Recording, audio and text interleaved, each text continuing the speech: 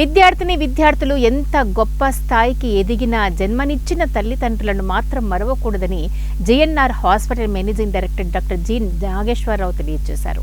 కర్నూలు మండల పరిధిలో ఉన్న జి పుల్లారెడ్డి ఇంజనీరింగ్ కాలేజ్ సమీపంలో విజ్ఞానపీఠంలో చదువుకుంటున్న అనాథ పిల్లలకు JNR hospital managing director G Nageswarayya తమ తల్లిదండ్రుల జ్ఞాపకార్థం అన్నదానం, పుస్తకాల పంపిణీ కార్యక్రమం నిర్వహించారు. అనంతరం నాగేశ్వరయ్య మాట్లాడుతూ గత 14 సంవత్సరాల నుండి తమ తల్లిదండ్రుల మరణానంతరం అనాథ పిల్లలకు, విభిన్న ప్రతిభావంతులకు తల్లిదండ్రుల జ్ఞాపకార్థకంగా సేవా కార్యక్రమాలు చేస్తున్నట్లు తెలియజేశారు. విద్యార్థులు ఎంత గొప్ప స్థాయికి ఎదిగినా తల్లిదండ్రులను మాత్రం మరవకూడదని విద్యార్థులకు సూచించారు. సో ఈరోజు ఈ కార్యక్రమానికి వచ్చేసినటువంటి విలేకరు సోదరులందరికీ పేరు పేరున నమస్కారం అండి. నా పేరు doctor G Nageswarayya, managing director of GNR hospital, Gayatri, Kurnool.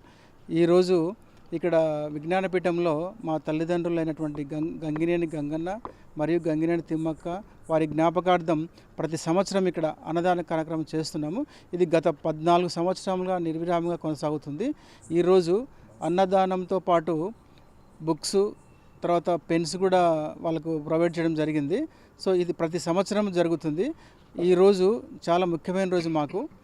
తర్వాత మా కుటుంబం అంతా కలిసి పిల్లలతో ఈరోజు వాళ్ళతో పాటు భోంచేసి వాళ్ళ బాగోగులంతా చూసుకొని వాళ్ళు దినదినాభివృద్ధి చదువుతూ వాళ్ళ చదువుకు అన్నిటికీ మనం సపోర్ట్ చేయాలని కోరుకున్నాను.